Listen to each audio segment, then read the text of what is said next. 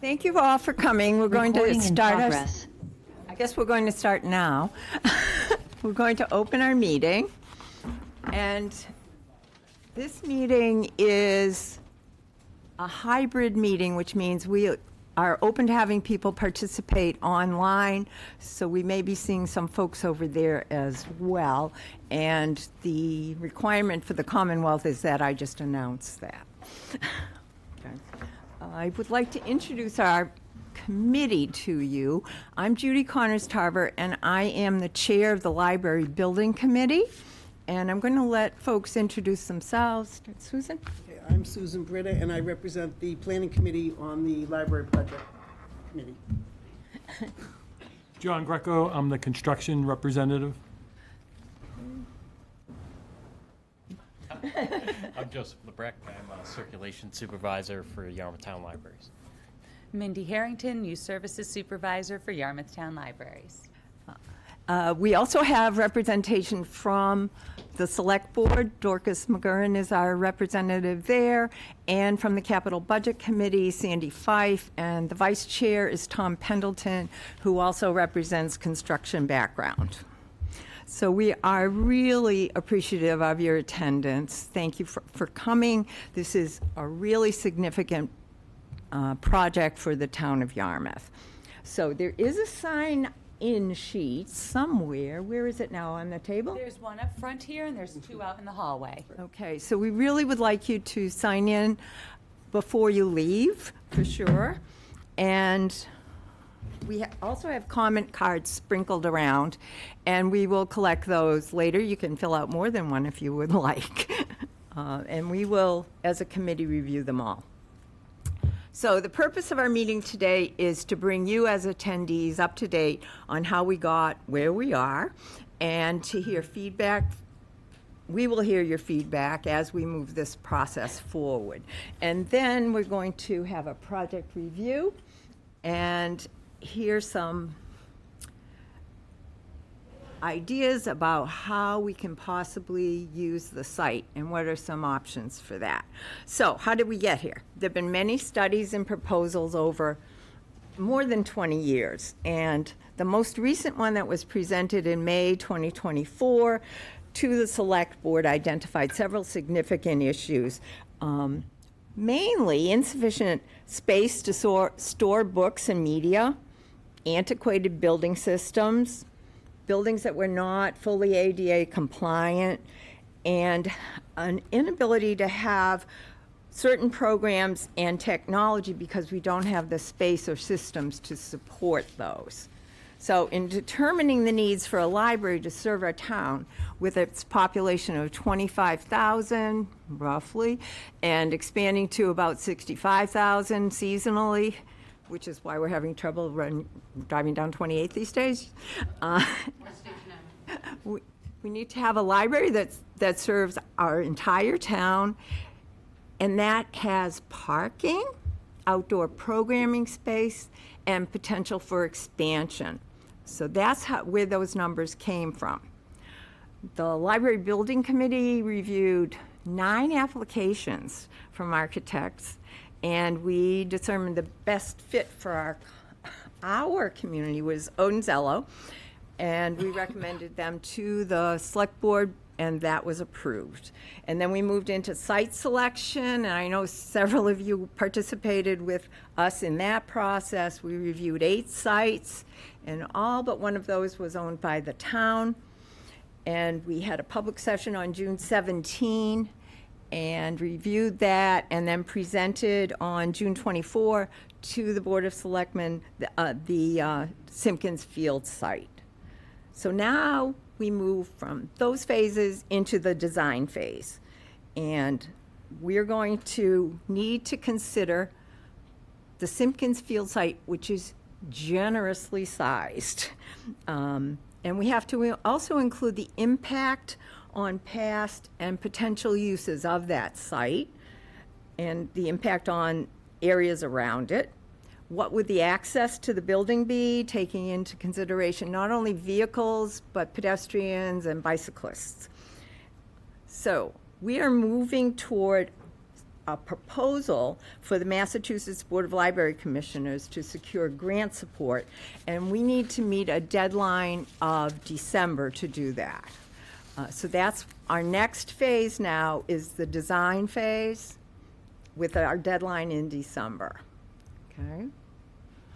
So we want to be a little informal and make sure you have an opportunity to ask questions. But right now, I want to introduce Matt Odens. He is from Odenzello Architectural Firm, and he is going to review for you some potential uses of the site and the location of the building. Great. Thank you, Matt. Judy. Can everybody hear me okay? So I'm Matt Odens. Thank you all for coming out today, and thanks to the LBC for sitting through this presentation twice today. I wanted to tell you a little bit about who we are first before we talk about your site, just so you know who it is that the town hired. Odenzello Architecture is a 12-person office. We're based in Boston. We've been in practice since 2007. Prior to that, my business partner and I had worked for 10 years together at another mid-sized firm in Boston where we focused on cultural projects mostly, and our sort of love of libraries, or my personal love of libraries, started back with a design for a new branch for the Boston Public Library in Allston, Mass, back in 2000-ish. And since starting our practice, we've built on that experience, and we have worked on quite a few libraries, and I'll talk about a couple of them specifically. But this is kind of a cross-section of the libraries that we've done throughout New England. Most of the libraries that we've worked on are in Massachusetts, but a number of them are a little further afield. We're out in the Finger Lakes of New York, up in Burlington, Vermont, Concord, New Hampshire. And they cover a pretty wide range of size, from 40,000 square feet to 4,500 square feet, which is one of our current projects in construction out in Western Mass.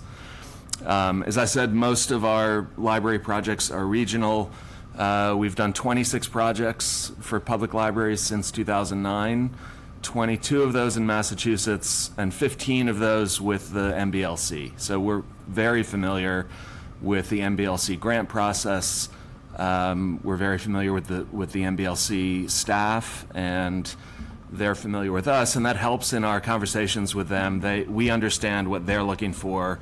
They understand our perspective. We don't always agree. We have a healthy exchange with the MBLC, and we're able to discuss things and debate relative merits of things, and that's very helpful as we develop designs for a particular town. Every town is different. Every town's approach to each issue is a little bit different, and so that ability to have those conversations with them is really important. We have 10 completed library projects in Massachusetts. We have 3 in construction right now. And again, kind of reinforcing our relationship with the MBLC, they put out a planning resource which was really meant as a kind of nationwide library best practices planning resource. And this was put out, I think, just before COVID. And of the 14 case studies in that book, 3 of our projects were included in the 14. So it sort of reinforced for us that they recognize the value of the work that we've been contributing to the MBLC libraries. One of our preoccupations, and this has to do with any public building, and we do, in addition to public libraries, we do a lot of museum work, and there's a lot of similarity in terms of visitorship. These are buildings with a public audience. They are intended to create environments that are welcoming, that are pleasant to be in, that you want to spend more time in, and you want to come back to. And one of the things that we think helps strengthen buildings is their relationship to the outdoors. And so all of our projects, and these are all library projects in Massachusetts, all of our projects look for ways to create meaningful connections to outdoors. That can be just windows that provide natural light and views of, in the case of the upper right, the Eastham Library overlooking the adjacent pond. The lower left, an outdoor covered reading porch overlooking wooded wetlands behind the library. reading porches, courtyards, reading gardens, all of these spaces that allow library users to get a little bit outside, connect themselves to their immediate context, and in a lot of cases, sort of recognize and capitalize on the specific assets of that particular site. So for any site, we're looking for those opportunities where we can kind of tap into that something special. I mentioned the Eastham Public Library. Some of you may be familiar with this. This was completed in 2016. This was a 17,500 square foot addition to a 300 square foot historic one-room library. It borders a deep kettle pond. It's a LEED Gold building. It's 100% on-site renewable energy for net zero. We restored the wetland between the building and the pond, moved parking out from behind the building, and restored that entire 100-foot wetland buffer.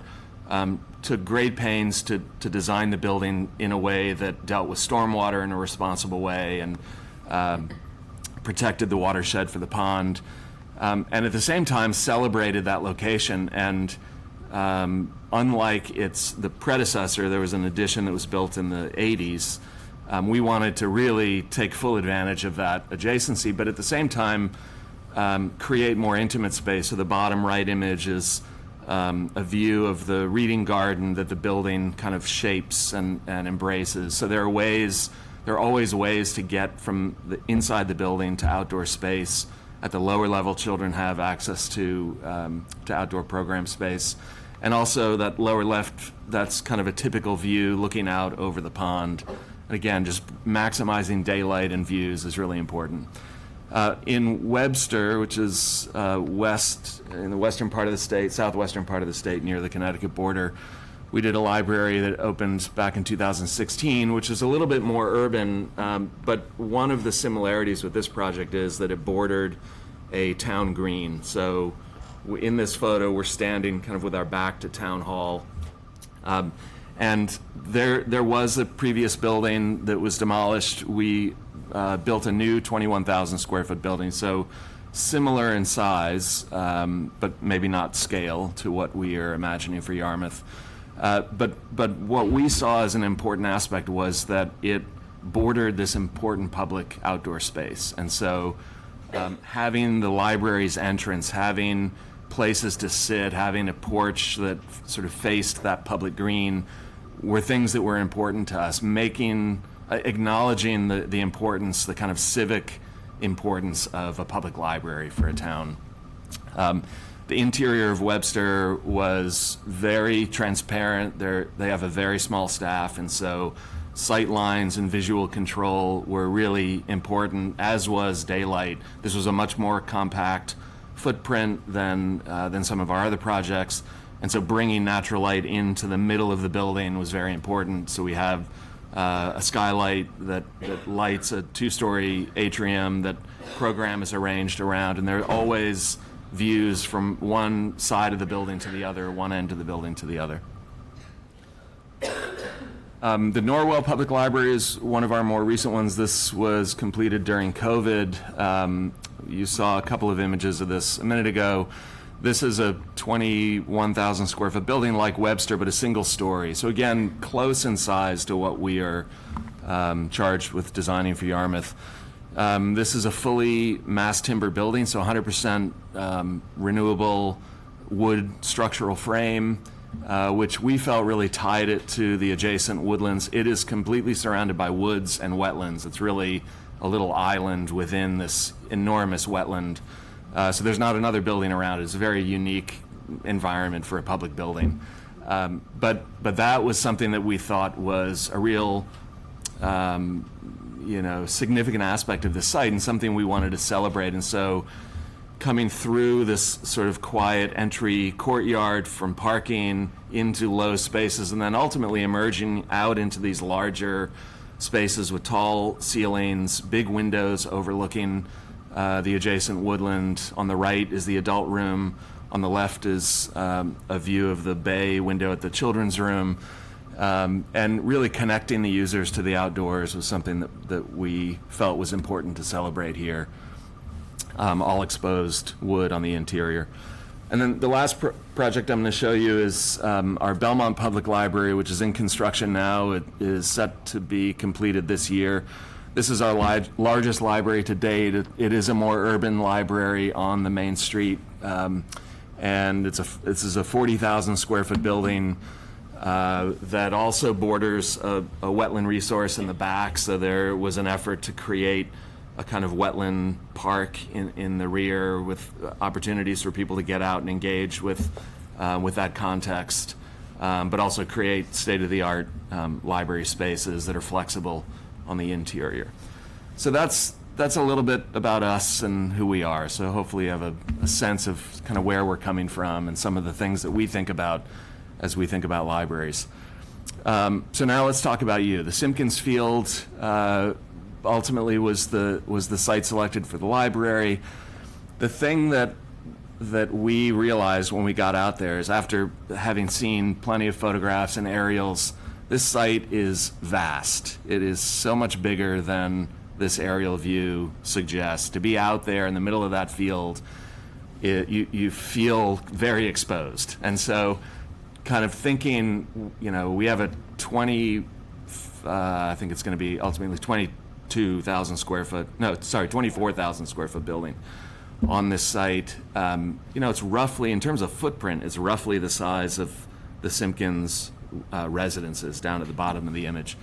And when you think about where do you put that in this field, and what are the, as I was saying before, we look for those things about a site that you can kind of grab onto and say, this is an asset, this is something we should explore or try to relate to. And so as we looked at different options, I should also mention, sorry to back up, this property, the Simpkins Field property, is actually made up of two different parcels, both owned by the town. Parcel 50, which is on the left, which is primarily the fields, and parcel 60 on the right, which is where the Bridgewater State Building is. The Simpkins School Residences at the bottom down here is not town-owned, but there is a slight overlap at that southern end of the town property where there's an easement where the parking for Simpkins Residences overlaps that town site. Lastly, the thing to point out that I'm sure you all know is there is this triangular parcel that's separated from the larger field by this little bit of wood road here. And there is a lot happening at this intersection, and we'll talk about that in a minute. So we see, because these are both town-owned, we see this entire area, the combined sites, as sort of what's available to us for consideration. But there's also an access road that basically divides it in half, not along the property line, which is here, but effectively separates what is the potential area for consideration for a new library versus the rest of the site, which primarily has the Bridgewater State Building. So as we looked at this area and we thought, how do we think about where a 24,000 square foot building should go, we started thinking about different things. One, it's a public building. It should have a relationship to Route 28, and it should have a relationship to Town Hall. One important civic building facing another important civic building makes sense, but then it puts all of the green space behind the library, not visible from the street. This box here, this 24,000 square foot building, is not meant to represent a design. It's just, this is about how big on one story this building would be on this site. So we ruled this out and said this didn't feel like it was the right response. Moving it back so you have some space in front of it then just creates kind of three separate green spaces around it that didn't feel connected, didn't really seem to make sense to us, and it starts to put the library a bit far away from Route 28 when you start to consider access. So we ruled out this general location as well. We thought about trying to anchor it to one of the edges of the field, in this case the western edge, but felt like it would be uncomfortably close to the residences there. The residences there have been looking out over Simpkins Field for many years, and I can't imagine they would be very excited about a 24,000 square foot library plopped right in their backyards. And also, it just felt to us like a library there wasn't really tethered to anything in terms of access. It's not really close to Route 28. It's not close to the access road. It felt a little bit difficult to get to. So again, we felt like this wasn't quite the right place. Back to my earlier comment about this kind of concept of civic building facing civic building with a public green in the middle. That's a pretty classic diagram for, you know, a sort of downtown, a couple of important buildings with a public green space. And so we thought, okay, well, let's look at this further.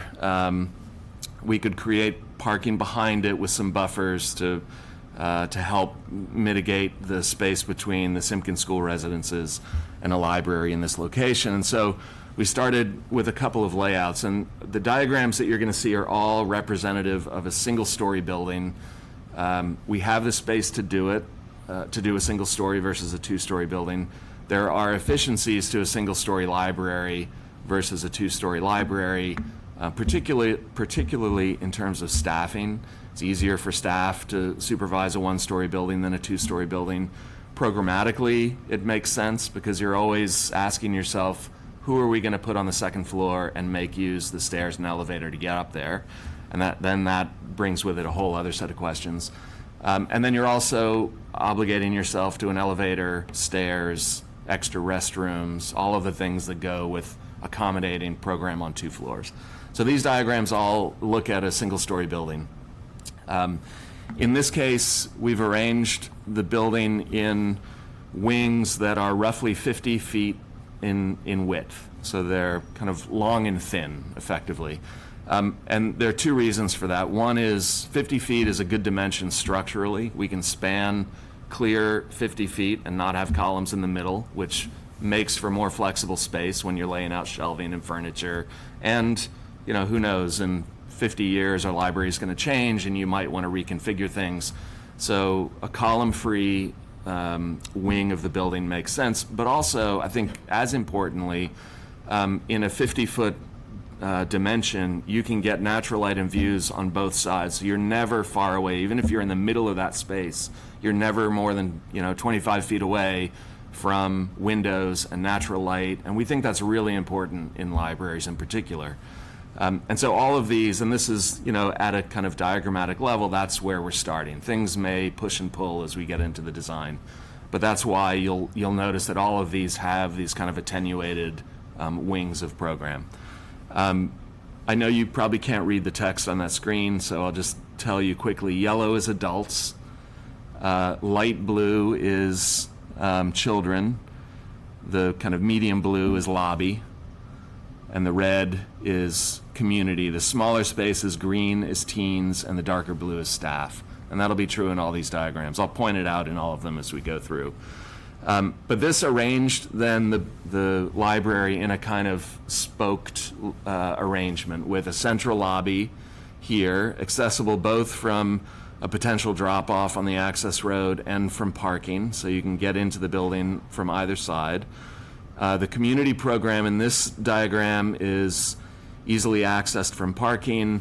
One of the, I don't know if it's an actual requirement, but it is a strong preference of the MBLC, and it makes sense, and we do this in all of our projects, that the community program spaces, and that's usually not just one room, it's the large community meeting room, but it often can also be a conference room, bathrooms associated with that space, lobby space, a small kitchen, storage. So it's a whole suite of rooms that are a great resource for a town. And so we design these libraries so that the library program, all the collections, the staff offices can be closed, and the community spaces can be open outside of library hours with public access. And that is great for towns who are short on meeting space.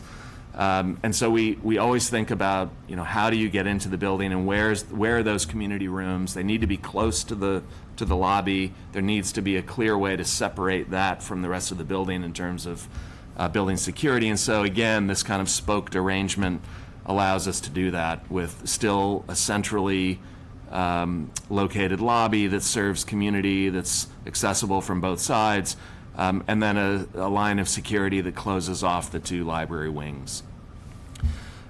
So the arrangement of this seemed reasonable to us. The fact that it kind of fronts green space in between town hall all seemed good, but it felt very far from us to Route 28.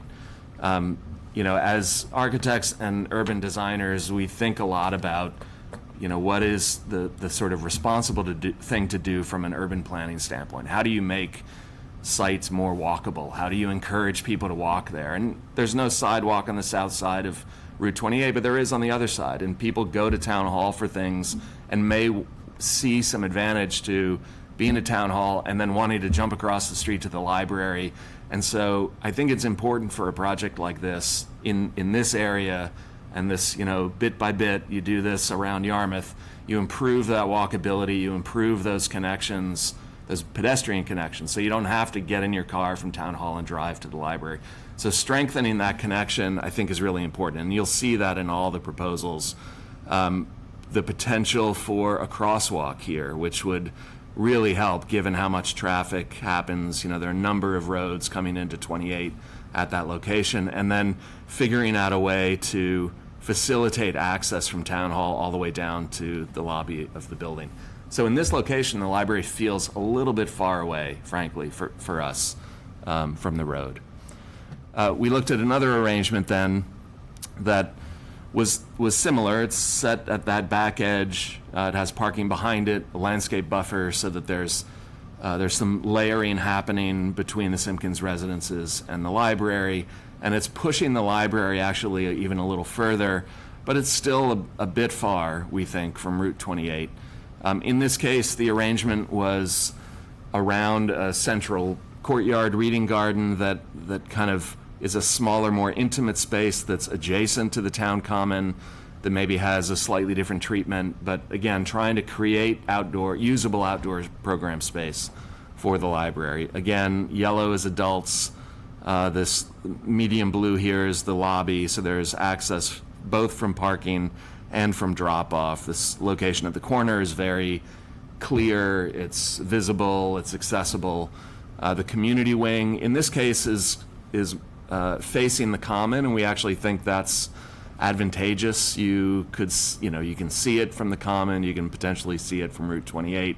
You have access from that room out to both the reading garden, but also the larger landscaped town common space.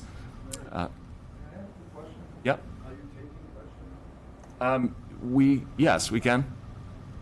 Okay, I'm just curious because I've got a question from my producer. Okay.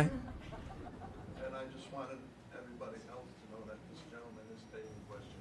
Sorry, I don't think everyone can hear you. Would you like to go to the podium? When you have a question, I need to bring the mic to you just so that we can hear you on the recording later. Well, sure.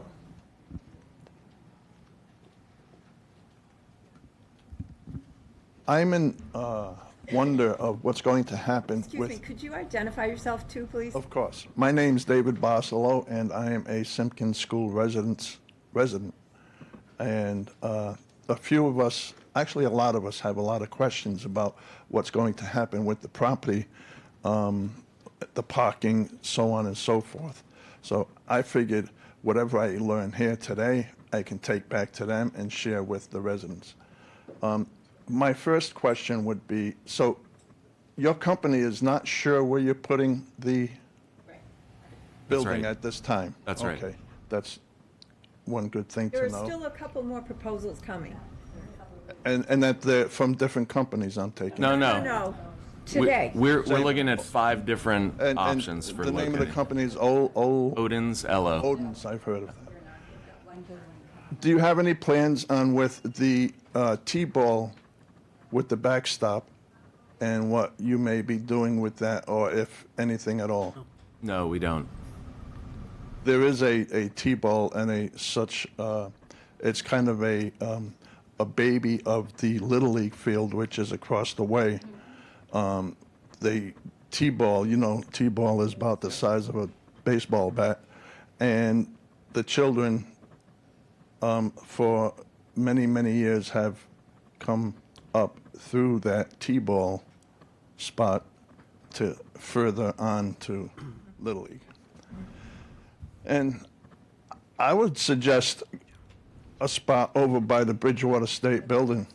There's Where there's more parking. coming attractions. If you sit tight, we're gonna talk about three more, and then I know where your question is heading. So let's talk about the other options, and then if you still have a question about it, we're happy to talk about it then. Okay. So this, the pieces are the same in this diagram as the last diagram. Adults are yellow, children are light blue, teens are green, community is here, lobby is here. So organizing things around, sort of shaping this kind of central reading garden space. But again, to us, it feels a little bit far away from the road, although it's easily accessible from the access road. And so we started thinking, we don't know what the future of the town common is. There is a town common steering committee, I think, that was formed. Yet to be appointed. idea now. But we know that that's something that is being considered here. And we think that's great, and we think it's a tremendous asset to a library in this location. And its relationship to town hall. We think all of that is great. But we started thinking, the two proposals you just saw are kind of taking up space in a very deep, quite generous outdoor open space. And so, and the area that, as the gentleman just pointed out, in front of the Bridgewater State Building is a little bit less defined, I think. Between the access road, the stand of trees up in the northeast corner, which we'll talk more about, and just the sort of general configuration, whereas there is a very clear and kind of rational green here that I think could be reinforced by the removal of that section of Wood Road. There is a road that connects Wood Road here to 28. Eliminating that section, and this is not our idea, by the way. This came out of a study that was done by another group for potential town common. So we cherry-picked that idea from that study. We thought it was a very good one. What it does is it gives the common frontage on 28 that with that road there it doesn't have. And yes, there are trees there, but those trees would be part of a larger town common. And we think that that reinforces the sort of public nature of that green space. We think that actually is a really important move. It doesn't mean that it can't work with the road there. It doesn't mean that it would be a terrible public common, but we think it could be made stronger if you did that. So that gives us this very, clear, rational town common. And the yellow area that we're sort of labeling library buildable area, we were thinking, well, what is it about that area that's compelling? And there are two things that we see. One, you have that long seam between the town common and the library buildable area that we're calling it. That frontage on the town we think is really important, like the library in Webster that I mentioned. That relationship of important public building to important public green space, it's the edges where a lot of activity happens, and the edges of a space help that space feel activated. When I was touring that space for the first time with our landscape architect, it was not a particularly hot day, but we found ourselves kind of hugging the edges of that field. We were hanging out, by the grove of trees that's in that upper northeast corner because there was some shade and there was some scale, and we didn't feel so exposed. And so those are the things that we see as kind of tangible assets on this particular site. So those two things, that edge, which we think is really important, and that stand of trees, which provides shade, provides a kind of natural beauty, provides a sound buffer from Route 28, which is pretty heavily trafficked, we see as potential advantages of this area. We also think the town common could benefit from a little bit more treatment of its edges, some shade trees along the western edge. Right now that property line is a fence with ivy on it, and then the backyards. There's not a lot separating the residences from this big public space. So having, I think, a more delineated, vegetated edge. These trees are the existing trees that are on either side of that bit of wood road that I mentioned. But those trees could operate in a town common. You think about the Boston Common, there are trees all over it, and you still have the general sense of openness. And we also, like in the previous two schemes, think that it's important to create a buffer at the southern edge, both for the town common and for the Simpkins school residences. There is no relief back here in that parking lot behind the residences. It's just parking lot and fields. There's no shade. And so I think having, even if it's just some trees, understanding that there needs to be access to outdoor recreation, that, as the gentleman who just spoke a few minutes ago mentioned, that will have to be part of what's considered in the town common. We are not the designers of the town common, but we want to think a little bit ahead about what could happen there and set it up for success as much as we can with our project, so we're not getting in the way of the town common. So we started looking at schemes then in that area, and we wanted to, as you saw in the second scheme I showed, where we were starting to create outdoor usable space, we thought, why not use that existing stand of trees as a way, as one edge of a more intimate space that is outside, that is just for the library. And so this scheme sort of it celebrates both of those conditions that I was talking about. It presents a long frontage of the library along town common. It's close to the road. It puts community close to the road, so easily accessible, walkable from Route 28, from Town Hall, to get to community space.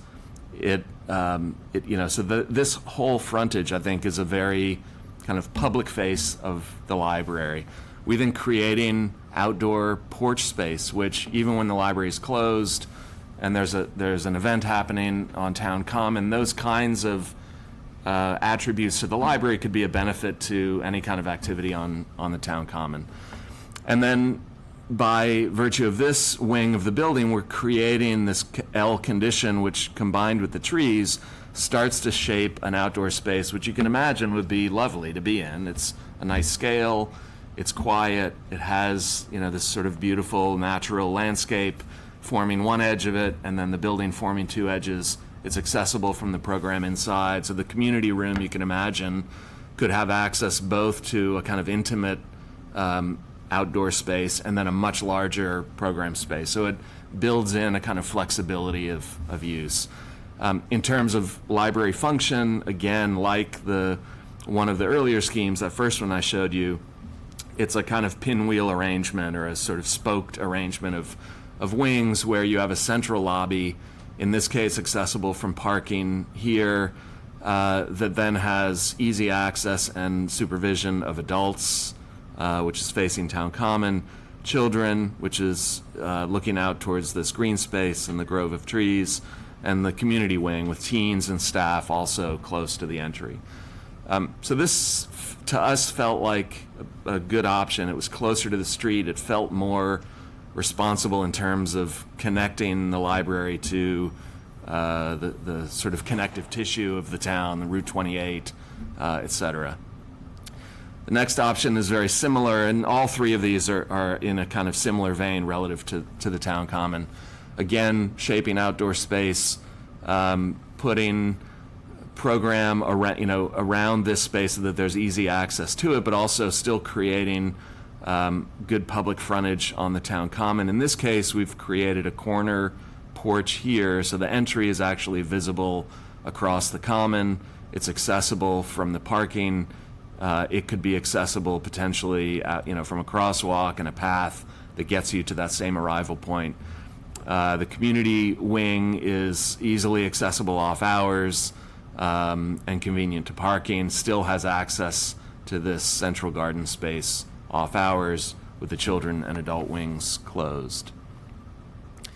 And then lastly, we wanted to look at one that had a slightly different approach to the community room, and that was making the community room feel like a participant in the town common. So we've sort of pushed instead of maintaining this edge, we've kind of violated that edge with the community room and poked it out into the town common. So it's a little bit of an object, a sort of pavilion in this larger context. Now, this is so big that I don't think that this would be a limiting factor in terms of how this is set up for the Seaside Festival or some of your big events. But again, it makes it, because it is a kind of town amenity, and it's a library program, but it's also an asset to the town, making it visible, making it accessible. You know, you drive by, you see that there's something happening at night. We think that's important in a town, that kind of creating that that sort of connectivity. And so, you know, again, the library is centrally located, and the various wings kind of radiating out from that. So that's where we are, and this is, I want to put this into the context of a larger overall schedule. So we are in this first blue box on the left. This is the feasibility study or planning study that we're doing for the MBLC. It's a 6-month study that ends in December, as Judy said. At the end of December, we submit our package with all of the grant requirements to the MBLC. They then take a couple of months, we don't know exactly how long, to review that material, make sure that it complies with all of their regulations. During that time, there's likely some back and forth between us, the LBC, and the MBLC, with, you know, things that they might want to tweak a little bit before they say, okay, yes, this is good, and this you know, accommodates your program, and it meets all of our requirements. And then at that point, you go to town meeting, take a vote that says everybody's in favor of this project moving forward and accepting the grant money from the state, at which point the hard work really begins. And that is the remaining bar in this bar chart, the blue 12-month, that's the design period. So there's 12 months of architectural design and consultant engineering design that takes that study that we finish at the end of December and turns that into a design that has many opportunities to be vetted with the community like this, and ultimately produces a set of documents that we can bid, which happens, that generally is about a 2-month period, and then we start construction. So from the time that, you know, you vote yes at town meeting, assuming we start the next day, it's then a year until that project gets bid and construction starts. Construction typically is 18 months-ish, and that's something we'll have to talk about, but that's a reasonable amount of time. So you're looking at about a 32-month period of time from the time that you approve the project to the time that the doors open and you move in. These are long processes, they're complicated, there are a lot of moving parts, but the message I think that I really wanted to deliver is we are at the very beginning. We are asking for feedback from you. That feedback will help us as we think and as a group sort of deliberate and make decisions, and there will be other opportunities along the way. We are planning at least one other meeting, I believe, during this 6-month period. But even beyond, you know, once we're into the actual building design, there will be other opportunities for public input. So don't feel like this is the last chance that you have to ask questions about this project. So with that, we are happy to take questions. Okay, thank you, Matt. We also have a number of people online. So those of you who are present, if there are people who would like to ask questions now that you've seen the full presentation, could you just approach the podium? Please tell us who you are and proceed. Good afternoon, Judy Wilczynski. You've spoken of the community room. I was a few minutes late. What size are we looking at for, like 50 people, 100, 500, 1,000? I mean, to picture how big that may be. Great That's my question. first question. Okay. I have two representatives from our office, Marika Coble and Libby Couture, and I'm going to pass that question over to them. And Yeah. Yes. Marika, I think they're on. that second share is mine on. with you if you want. Okay. So the large auditorium style meeting room will have 130 seats. Okay. In an auditorium style, it would be less if it was tables and chairs. And then there's also a conference room that can seat 30 auditorium style. So when you're saying, or will there be permanent seats, 130? It will be everything- movable? Everything Okay. flexible, Okay. so that all the spaces can be reconfigured. Just thinking of all those little kids running around or adults in there and trying to maneuver. No, how it no, will be it's set. meant for, chairs chairs and probably stackable tables Great, as well. thank you.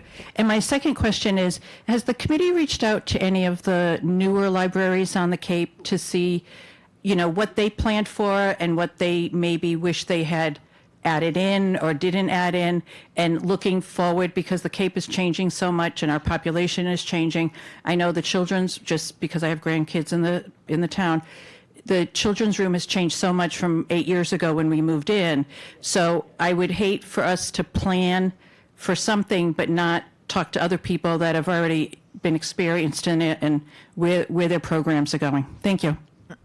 Thank you. Thank you for that question. Yes, a number of us individually have been reaching out, and that information is going to come into this phase now, and we'll get a little more regimented, I guess, in terms of contacting other libraries in the area. But a lot of us, because we're library lovers, are very familiar with the other libraries as it is.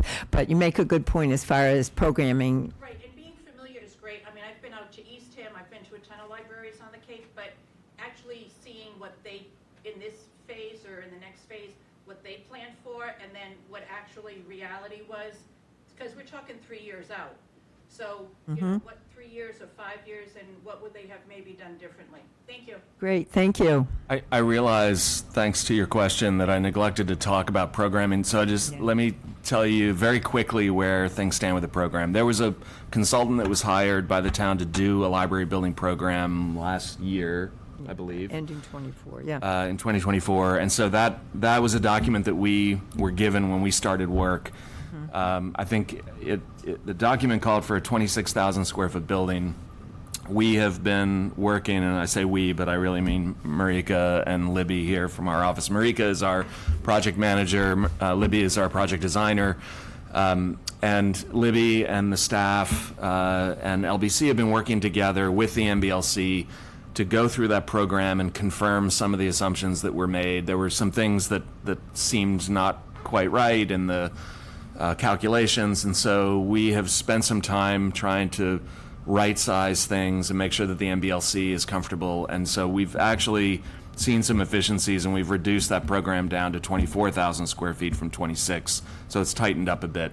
But that program, which was developed by another firm, tells us all of those particulars: how many seats, what types of furniture, how many staff, how many computers.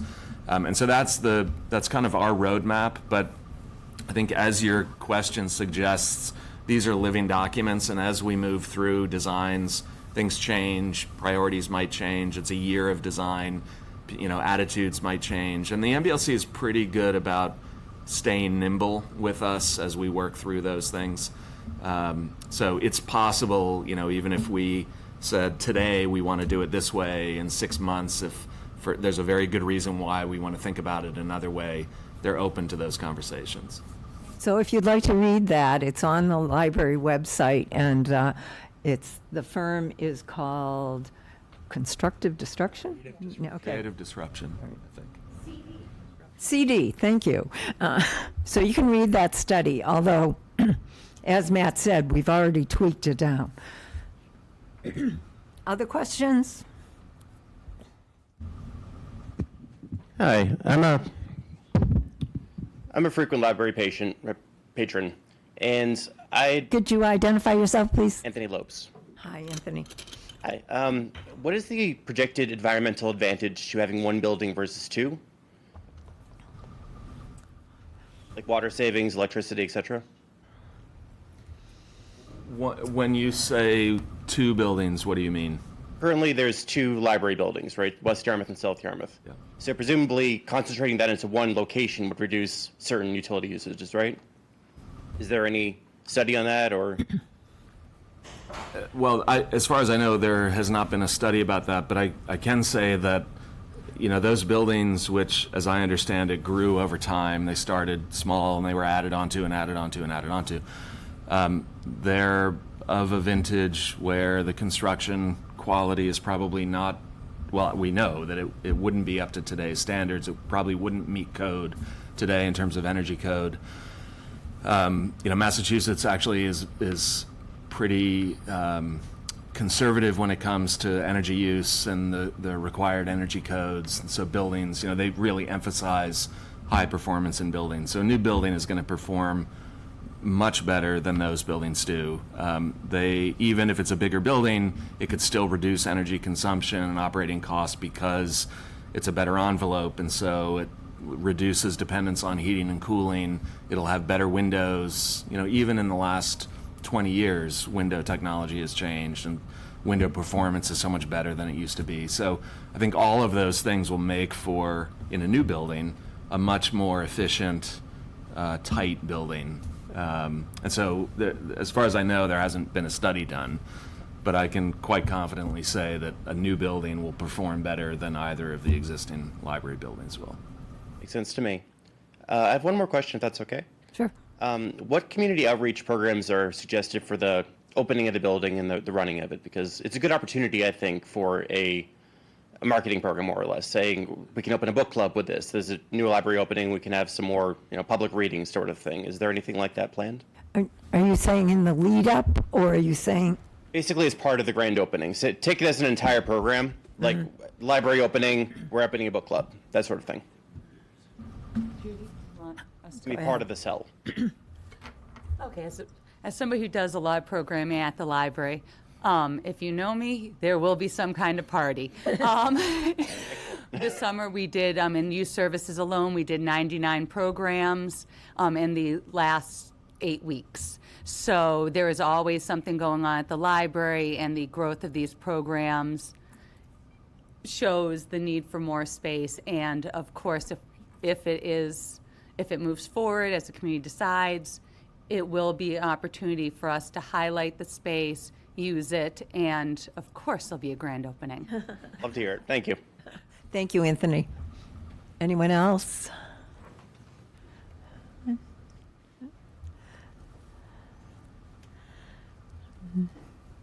Hi, I'm Alice Bowen, and for the last 8 years, I've taught in the the nice old South Yarmouth Library twice a week.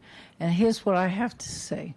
We have no windows downstairs in the community room. We have no windows in the children's room. My living room is bigger than the children's library. And I have people that are various ages, from in their 20s to in their 80s, and we have to go to the bathroom upstairs. Now, we have an elevator, and some of them are afraid to get in it, so they have to climb up the stairs and down the stairs.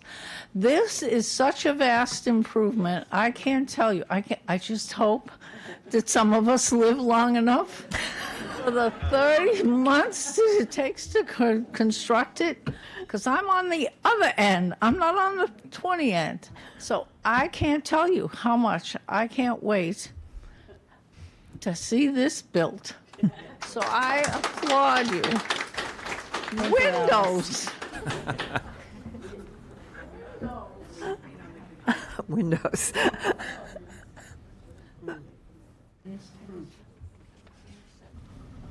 Gentlemen, ladies, my name's David Barcelo, and I reside at 134 Old Main Street, South Yarmouth, Massachusetts, which happens to be the Simpkins School Residence's address. And I am a resident there. So we do have a library, and it happens to be very close by. It's down here towards the end of Old Main Street, which is just beyond the Culture Club. There's a library there. I'm wondering what's going to happen with this library once this project starts. Okay, so our charge, if you will, is to look at the needs of the community. I'm sorry, my voice is just not cooperating. And to move forward with this project. That will remain property of the town during this whole construction period, but The future uses of the library as a building, the South Yarmouth Library, that decision will be made by the select board. Probably in conjunction with the planning group, the planning committee, the planning department.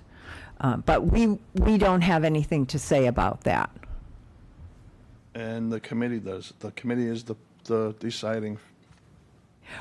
Our charge is just to determine what library could meet the needs of our full community. We've chosen a site. Now we're working into the location conceptually, and then we'll move into further design. But as far as reuse of town property, we don't have any role in that. Okay. I was wondering if there was any other places, buildings that could be expanded upon. Any other buildings? Yes. Okay, yeah, we're past those phases right now. Bear with me. Sure. I happen to have a traumatic brain injury, and it's difficult to speak, especially in public at times.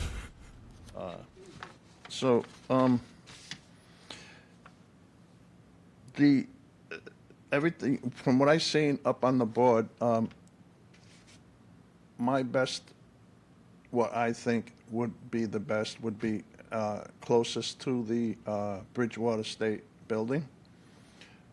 That corner with the trees, you had mentioned that would make a nice buffer for sound between the public and the people behind it. May I let you know that that buffer is not going to stop the music from Route 28. And when I say music, I mean cars, the trucks, the loud motorcycles, the hot rods, and everything else that seems to make its back way to the Simpkins School building residences just as loud as it is out on Route 28. Because we all know how sound travels, and it has a real large area to travel in and get louder and louder and louder as it travels. I've got nothing more to say. I'm a bit nervous. I'm going to practice this, and I'll be back. I'll practice this in front of a mirror. David, thank you. You're welcome. Is there anyone else in the room? Okay. No, not online. Okay. I'm Patricia Short Holmes. I live over where David lives in the same building on 134 Old Main Street. And that parking area in the back is used for the Little League. Is the Little League in knowledge of, knows about this? And they fill that up totally, that whole space. Are you talking about Grass. the parking that is associated with Simpkins, that's close to you? Yes, the one that's closest to us. And it fills up really thick and heavy for the Little League, which is not in that field. It's not even shown on that. You can see Right. it just barely in the corner. Right. But it's not on the map. But that red area, that is This is really the filled. existing And I hope parking the here. Little League would be knowledgeable because they have big playoffs and hot dogs and hamburgers and big thing. I'm sorry, was there a question there? Because we know the Little League field is down there. We Yeah. won't Well, impinge Little League on has that. no parking. And we won't impinge on the existing parking. There's no parking. And for there, I just want to make sure that they can get through that area, like And, make the barrier, you can even cut the bushes in the front part because, I don't know, we don't really need them there, but we do need the ones in the back. yes, so stay tuned with the traffic patterns, and that is to be determined depending on where the location is and then how that traffic will flow. Yeah. I mentioned before, we are not I know. designers of the town common. Of course, we're designers, so we can't help ourselves. So we do think about things even if Who's it's involved in kind of designing beyond. ones, yeah. And I just want to point out that, when we were walking the site, and I think I said this, we felt like the Simpkins residence building could use some buffering. It could use some buffering from noise, from heat, from just the kind of openness that there's really nothing between the building and the road except the parking lot, the field, and then the trees that are all the way at 128. And so building in a landscape buffer at a minimum, we think makes sense. It makes sense both for Town Common, and we think it makes sense for that building. We even think, and we're showing it in all these schemes, that parking here, and whether that's paved parking, and that's beyond the existing parking, whether that's paved parking or it's reinforced turf that's overflow parking for special events, we think that could happen with another row of trees, more buffering, and create a little more capacity for the kinds of things that you're talking about. The Little League does park there, and I don't know what they'll do if they lose anything there. Okay, thank you. Hi. Hi, Kathy Rambole. I live in Captain's Village. I made the mistake of reading some comments online, so I kind of went down the rabbit hole. I'm sure you guys have cleared this up, but are there deed restrictions on Simpkins Field? That's floating around out there. I know it's floating around. Okay. Right now, we have looked at the easements, and we have some clear direction on that from 2012 when Simpkins residences were being designed. Furthermore, this has been referred to the legal department here, so town council will be reviewing that. We as a committee have been reassured by our town administrator that he does not foresee any difficulties with this. And there is a lot of folklore out there and a lot of remembrances that become repeated. So I really thank you for that question, because as of now, we know of no actual basis in those rumors. That's good, and I was pretty sure you guys had looked into that, but like I said, it's out there. It regenerates itself into God knows what next week. Yeah. And my other question is, I know you don't have control over it, but I know the town, I think, leased the old school to Bridgewater for like 100 years or 99 years or something.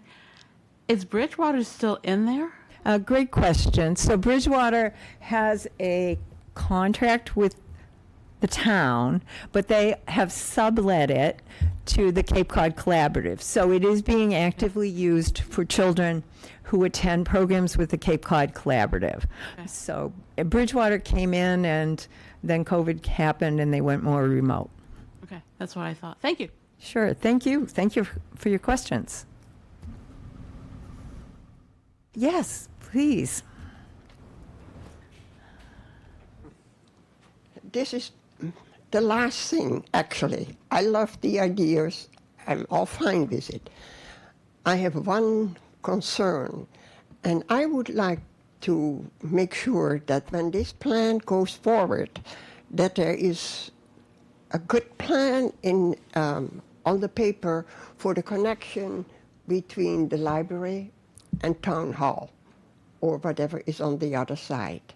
You see, if we are talking about people crossing the street, I would like, for security reasons, I would love to have that highlighted also. I have already contacted the town engineer about that. Well, thank you. I mean, I missed something about like the that. potential need there for crosswalks and crossing. It is a state route, so it's not something we can just decide here. But I have alerted her.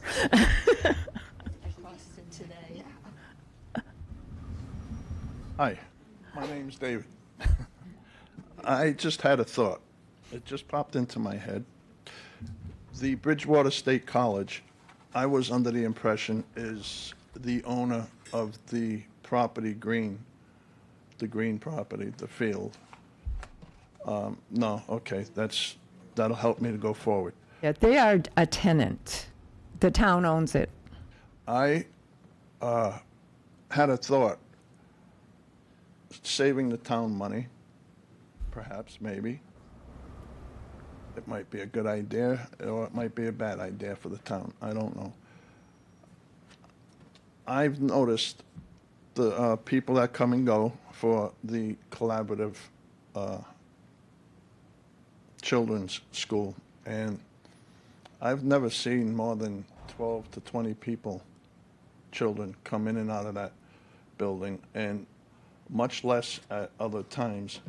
And I'm guessing that that is a lot of wasted space for that amount of people.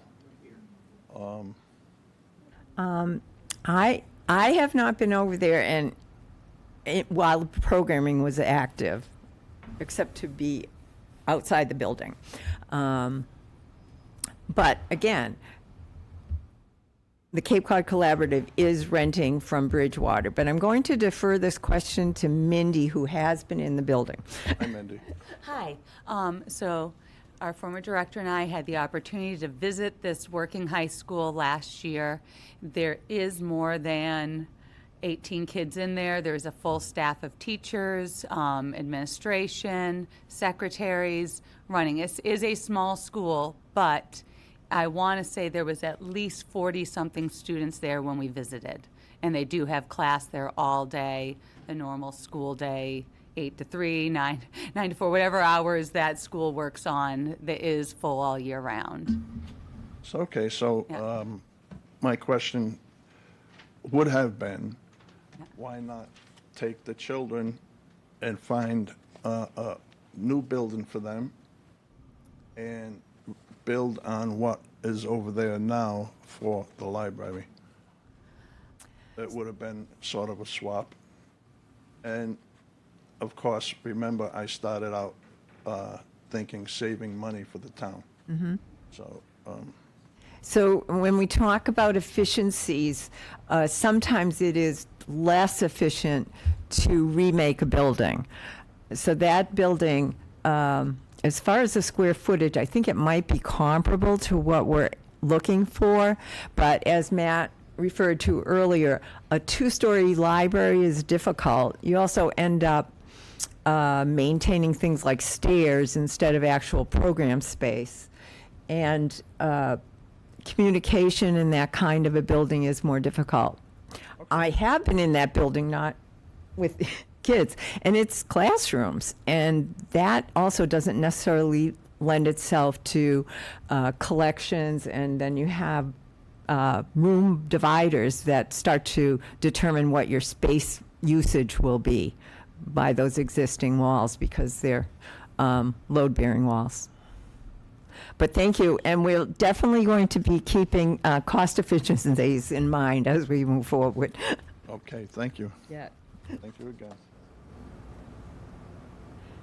All right, anyone else? Okay.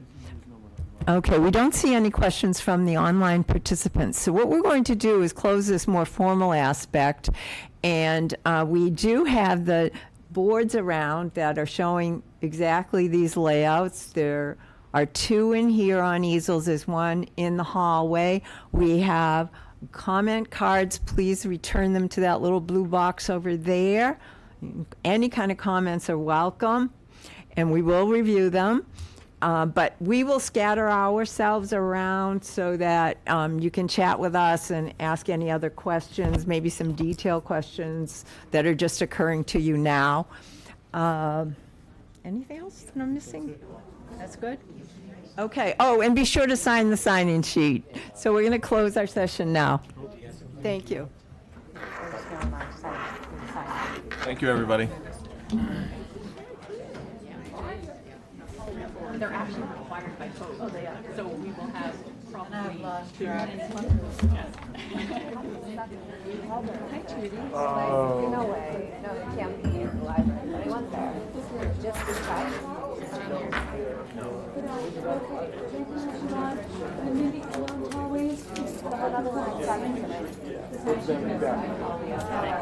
I know you. Yeah, long time no see. How you been? All right. Yeah, I haven't seen you in the library. Recording stop. We're not going to build it, we're going to design it, and then a contractor will be hired to build it. Is there any ideas for type of